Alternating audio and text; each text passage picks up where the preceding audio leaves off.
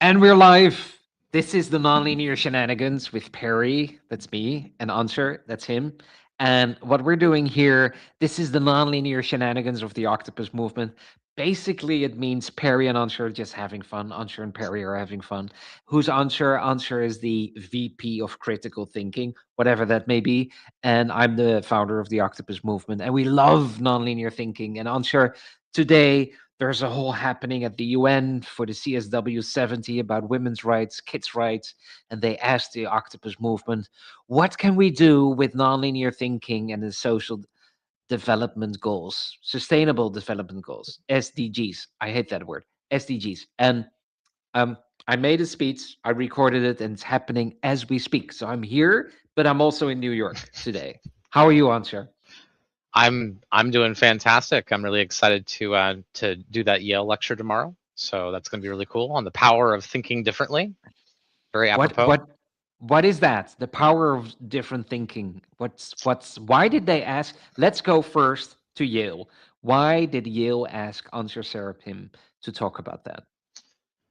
Well, I think that people get when they actually start to ask me questions about the way that I think, because I actually think in text. So I have total aphantasia. So I literally see what I'm thinking. So like Hmm. when I go to the fridge and look at the ingredients that are in there, my brain makes a metagraph, and that tells me all of the things that I can make with what I've got in the fridge. That's how I think. Exactly. And that's why Yale thought we need to have this guy over here and talk about different thinking. I think so. Let's take it away already here for tomorrow, Answer. Why is different thinking so important? Well, at what level would you like me to answer? The basic level, the level of understanding for all of us. Well, heterogeneity of cogitation is okay. Yeah. So basically, the idea is that every single way that you think has its own blind spots. When you use traditional approaches, when you use non-traditional approaches, when you use novel approaches, every approach has strengths to it and has liabilities. And being able to become a multimodal thinker is about understanding the inherent limitations of each thinking style, but it also means questioning premises. I think there's a lot of questions out there that are ill-typed, and we presume the verisimilitude of the question, and then that causes us to focus on entirely the wrong problem. An example might be, how do we make education fun? Yeah. And then Yale is asking you to talk about this. And who's your audience? Who's going to be there? Do you know? Well, I know that the event is sold out, which is a little intimidating, so that's fun. I checked and thought maybe that was a regular thing, but I looked at the last 3 or 4 events and they weren't sold out. So that's going to be, I have no idea exactly how many people that will be, but it should be a Yeah, fairly large that's my audience. question. Like, what amount are we talking about? You don't know. What is it? 300, 400? What? I know that just the primary platform before it gets streamed out anywhere else is already at maximum capacity, which is like 50 or 100 or something like that, and then on top of that it's being streamed. So I have no idea. I'm not the one running that event, so I don't know what their normal attendance is like or what sold out means. It's kind of abstract, but I'm Mhm. definitely excited to talk about some great stuff. Yay! And today, um, I wanted discuss and start with the nonlinear shenanigans. So we're doing nonlinear shenanigans. Nonlinear means without thought, whatever comes up, different Real thoughts angles. have curves, Perry.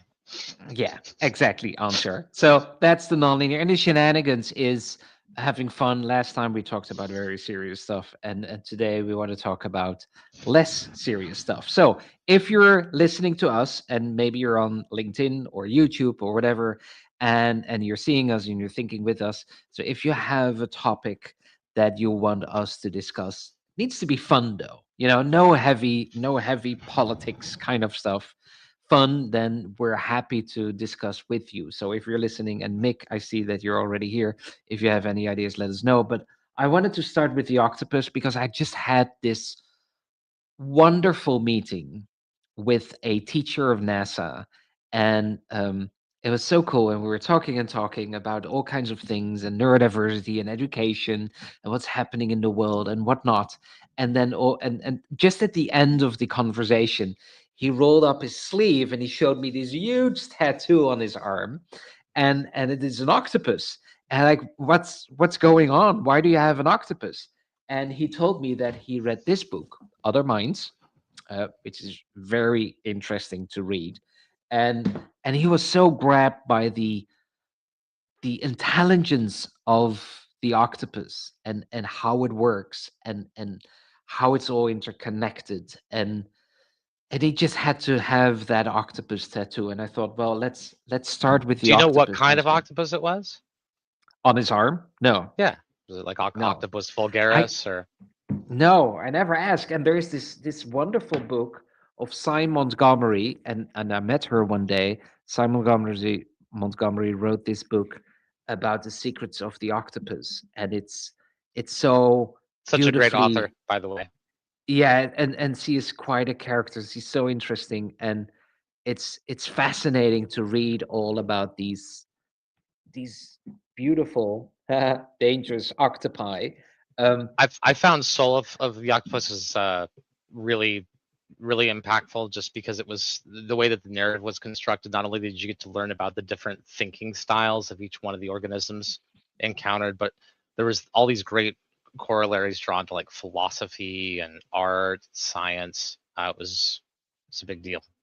Yeah, and that octopus is, and I got this book, um, this one, Book of Symbols, and of course, when I got this book, I think it was a birthday present or something, and I was looking up the octopus immediately. So when I started the octopus movement, I asked a bunch of people, what is the symbol of a curious misfit? And then someone started to talk about the octopus. And then someone else said, have you seen My Octopus Teacher, that documentary, which is absolutely fantastic? And I watched that documentary the same day.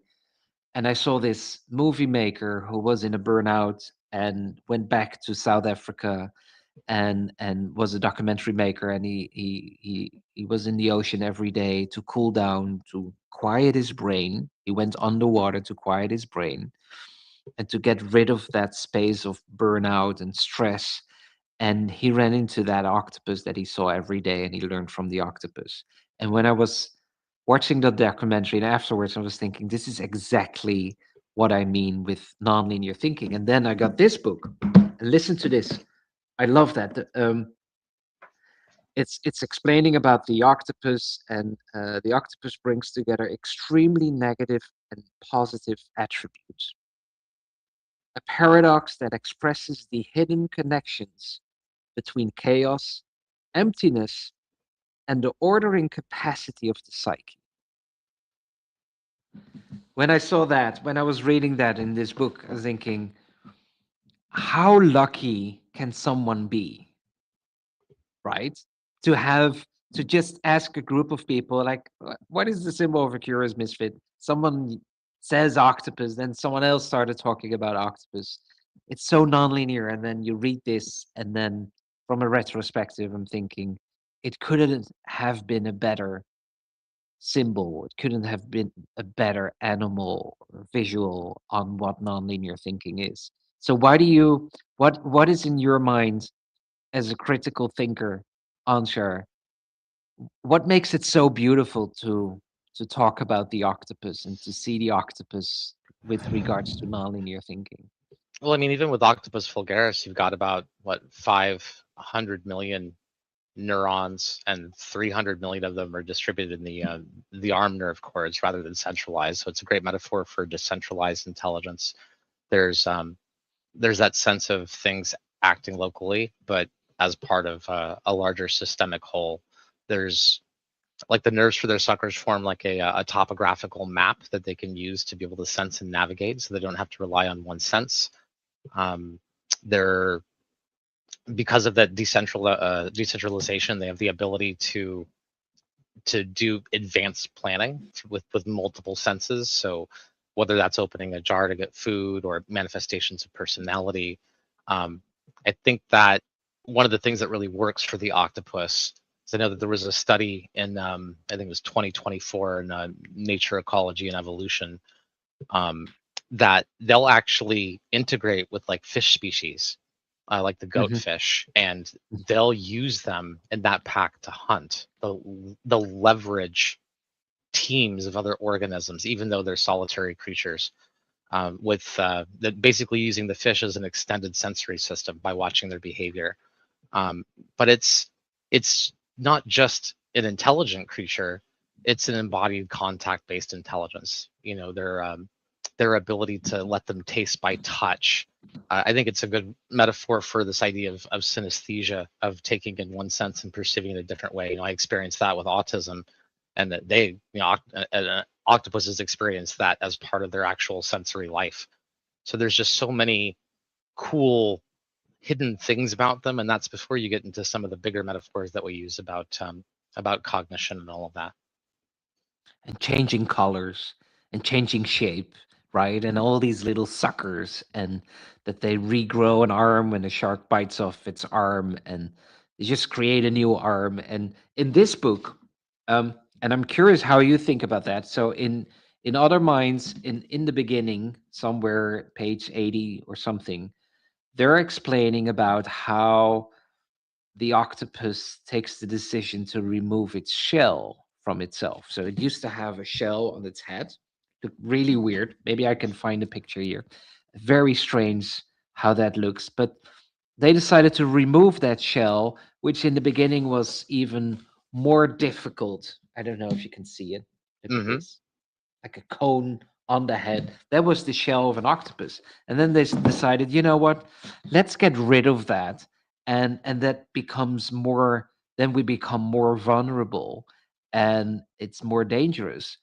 But on the other hand, we can do so much more and we can develop in a different way and whatnot. And it keeps, my brain keeps thinking about that shell. And I'm thinking, are we now as a human species, what's happening in the world now, if it I keep thinking about that we're removing some kind of shell as well, maybe the shell of linear thinking by creating AI, and that AI takes over that linear thinking. It feels to me, and I can't pinpoint exactly what it is, but it feels like, with us nonlinear thinkers, something is happening and we're moving some kind of shell. What is your thought about that, answer?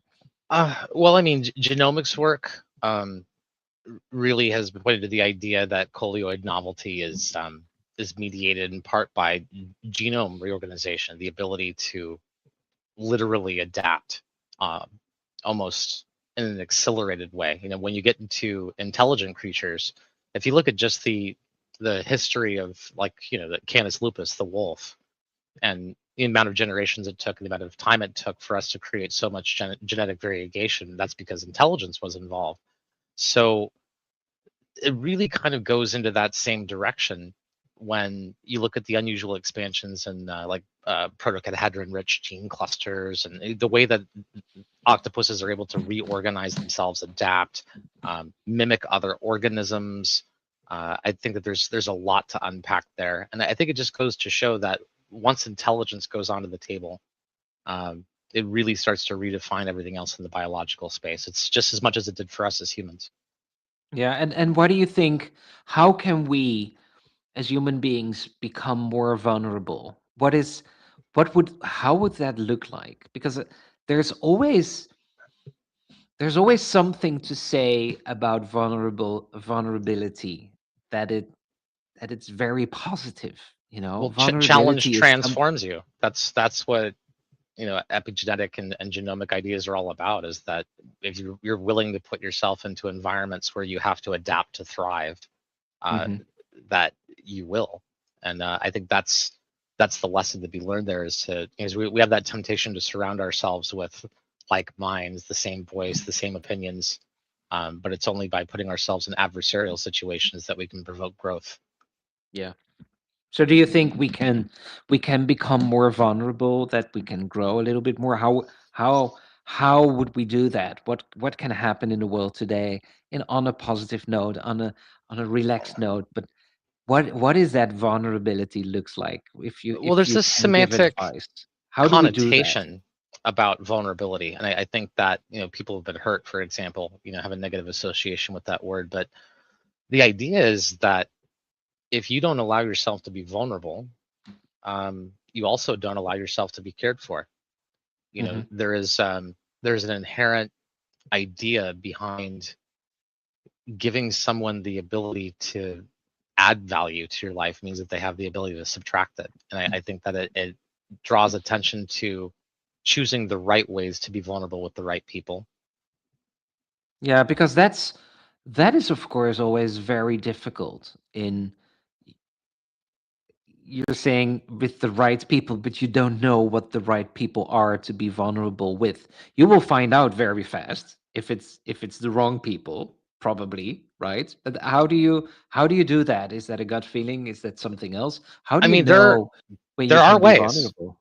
There are Yeah. ways. First is to take a look at the things that have been around your developmental arc that were negative, because those are the things that you are least likely to ignore in new connections, because your brain is used to navigating the challenges of that particular red flag with people. So you may not see it as an objection. It may feel familiar. This is why sometimes people can go, iteratively with the wrong people, because there'll be a trait that they maybe mentally feel more comfortable handling. So it's not as big of an objection as it should be. Um, so that can be a problem, not being able to recognize that. But I think that what represents positive signal is what happens when you set a boundary. What happens when you express that you need to be treated differently? What happens when you give them contrasting evidence to an opinion they have?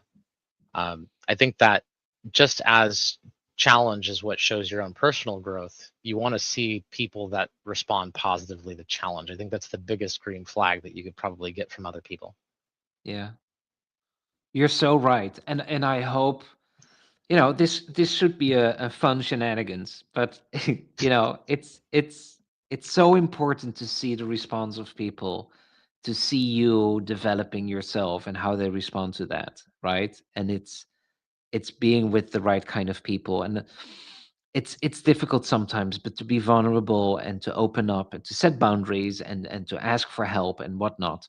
um it's awesome to see when it works well. It's maybe you can get addicted to it, even when you find the perfect balance in vulnerability, without um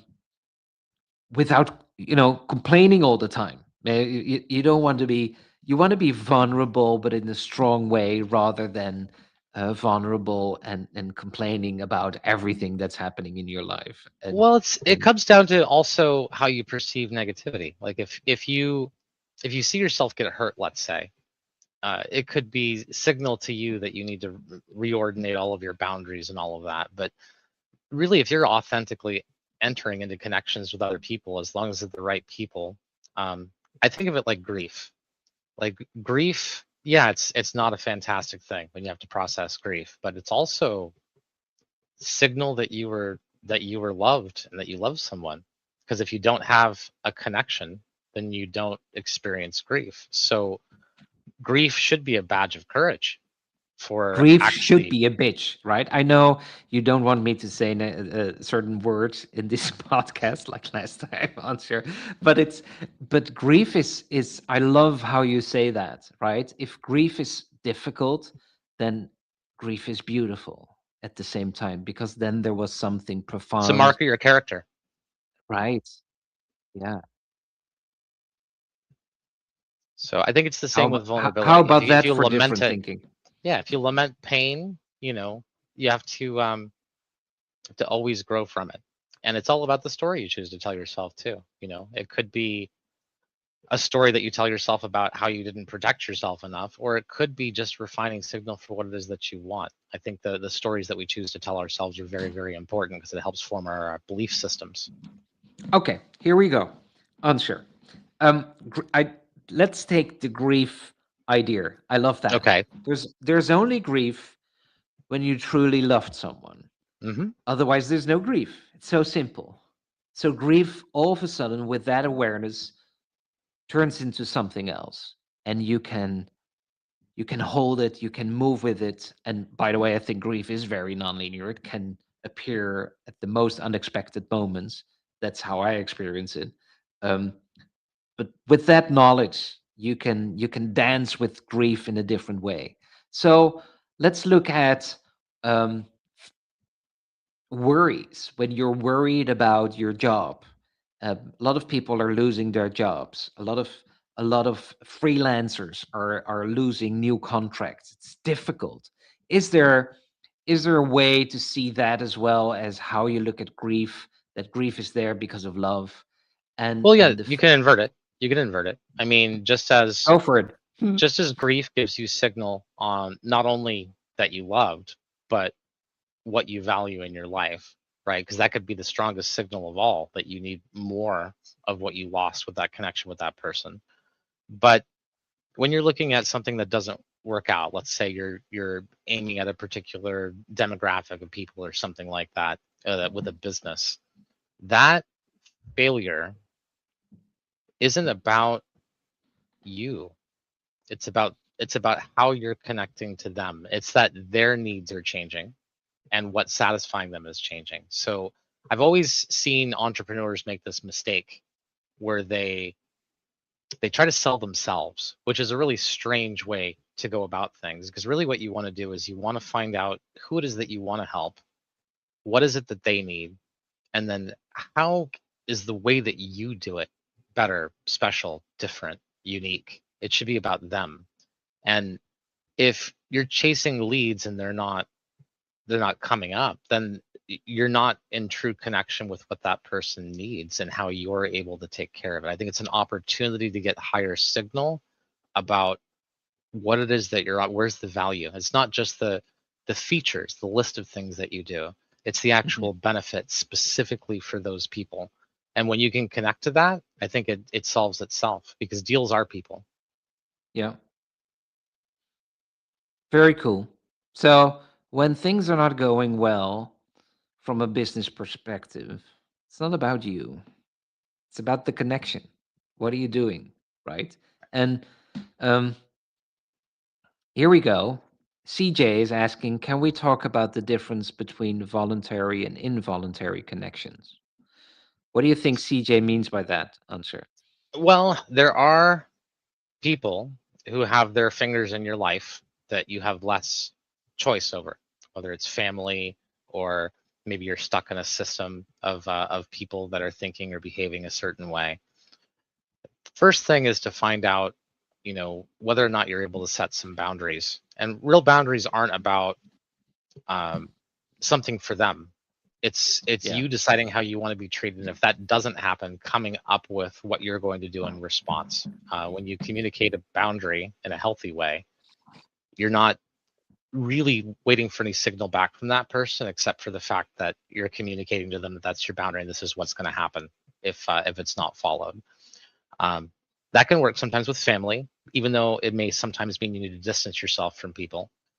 When it comes to being entrenched in a system, you can ask Galileo about involuntary connections. If you get tossed into the depths of a system and you're not able to claw out or escape from it, and there are people that have more agency over your life than you do, then it comes down to seeing what you do have control over, what you don't. Sometimes you have to find a delicate balance of what's going to let you be able to navigate and maintain your sense of self. I think people have to vote with their feet. Sometimes the only way that you can deal with a antagonistic system is simply to get out of it, and not everyone has that option. So I think it's going to depend on which kind of connections. Yeah. Does it really Okay, does it really exist, the involuntary connection? Is in the end, is not everything voluntary? I know if you have bailiffs in front of your door or repossessing your car, it's an involuntary connection, but that connection is there because something happened. And uh, Whether you're how do you see assigned that? a judge that you're not crazy about in a legal case, or Mhm. you move in and you get all set up in a house and you live there and you're finally settled, and the neighbors move on either side of you, that are not your favorite people. there are all kinds of situations in life where you do have to deal with involuntary connections, and it's not always so easy to walk or move away. So learning how to navigate those kind of antagonistic relationships is really about the specifics of that particular dynamic, what you do have agency over, what you don't, what you can control, what you don't. But I will say that if you get into a place of worry, if hypervigilance, there is one truth, and that's that if you're getting anxious and worried about things that can happen, all of the different things that can happen, if you're allowing yourself to worry about it all at the same time, then as far as your nervous system is concerned, all those things are already happening. So if you're gonna have to experience negativity, don't experience it multiple times. No. It's almost like reversed meditation when you worry, right? You're constantly thinking about a negative outcome, and that negative outcome is something you relive. Your nervous system constantly is attached to that, and it's happening because it's vibrating in your body, and sometimes very difficult to let go. We're talking about octopi, and we talked about grief. There's this beautiful book, God is an Octopus. I have to show you. I love the title, Anshar. Ben Goldsmith wrote this book. God is an Octopus. I bought it immediately. It's about loss, love, and calling to nature. I was like, yay, I want to read that. But then I was reading what it was really about, and the author lost his daughter on a car accident, and it's about grief. It's horrible, and I didn't read it for a very long time until I lost my father, and I thought, okay, I'm already in grief now. I can handle some reading in grief as well. But it's a beautiful book, and I love the title, and I love the fact that, of course, I was reading the book, and I was like, "Where's the octopus?" And the octopus appears in one sentence, and that's it. I won't tell you how and when and what happened, but the title is perfect, but the octopus is not even in the book, and I love that. And of course, the octopus is in the book, and it's the whole story, and it's linked to the octopus again. I think it's such a good title, and such a beautiful book, a must read. We're not creating a book club here, but it's fun to talk about books, right? What is your Yeah. favorite book, Anshar? Do you like to read? So my favorite book ever is probably The Dragons of Eden by Carl Sagan, because that was what sparked my initial self-conversation to see what would happen if I made psychology and cognitive neuroscience into an autistic special interest, if it would help me with my challenges. But up in that same level, I do like the book by Lisa Feldman Barrett, How Emotions Are Made. The idea that, we use words to express emotion, but words don't encapsulate the experience of emotion or how they feel different for all of us.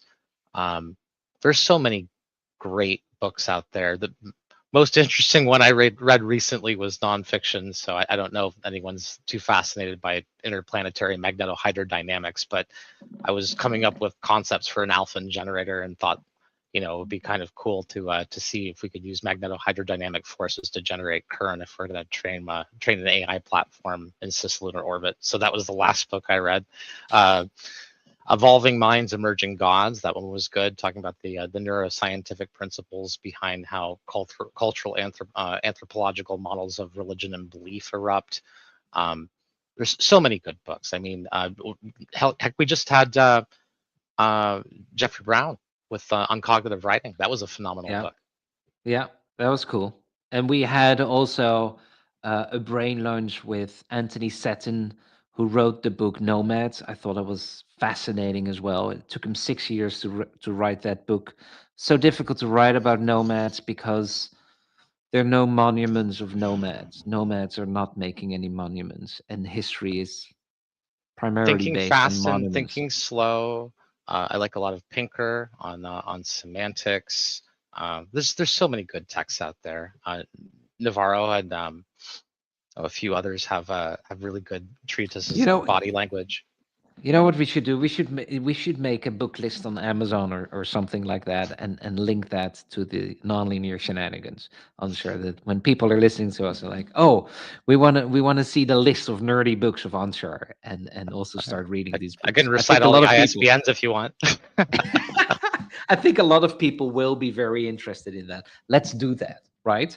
Um, so this is a half an hour already. What do you think, Ansar, is what makes it fun to talk about nonlinear things? So for the next episode, what are the angles that we're looking for?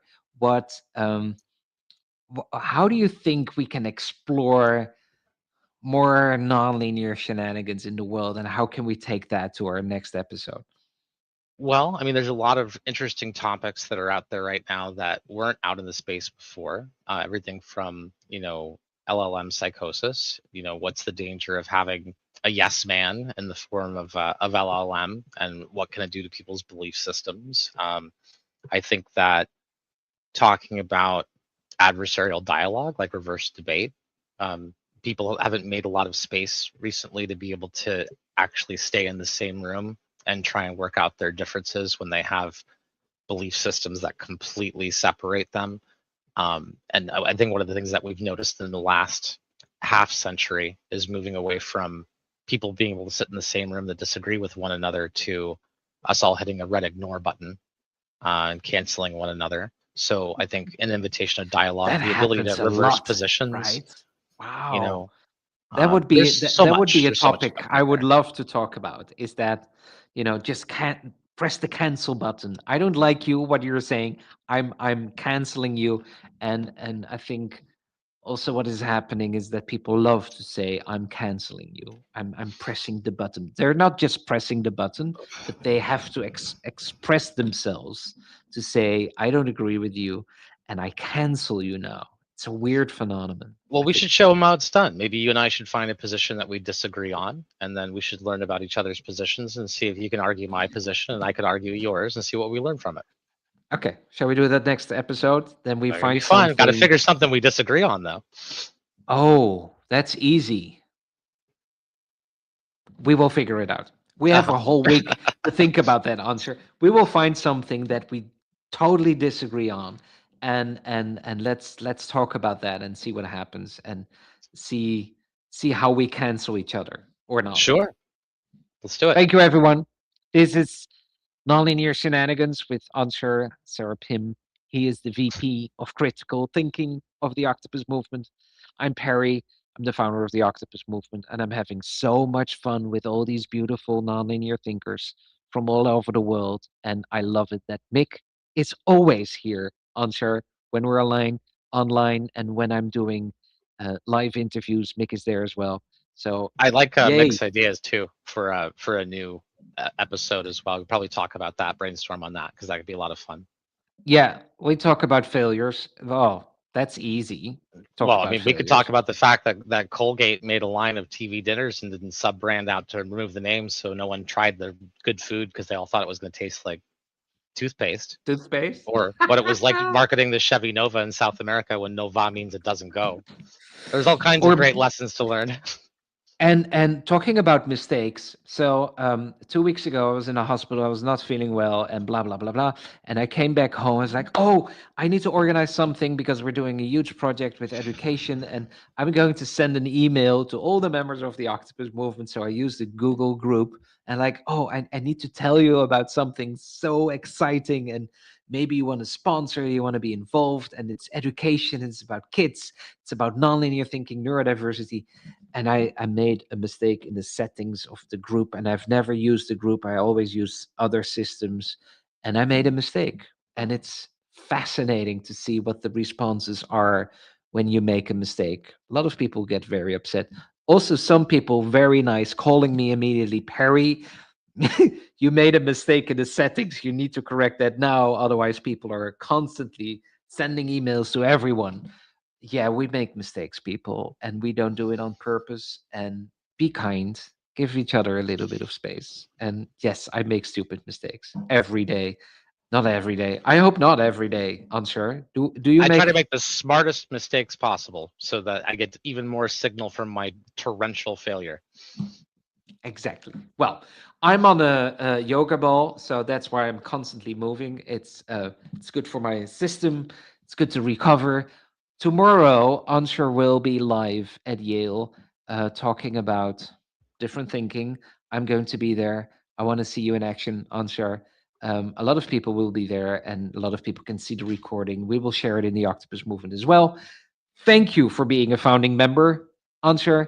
Thank you for being a VP of critical thinking, but most important, thank you for being such a good friend and having fun together and writing white papers together and being so terribly smart.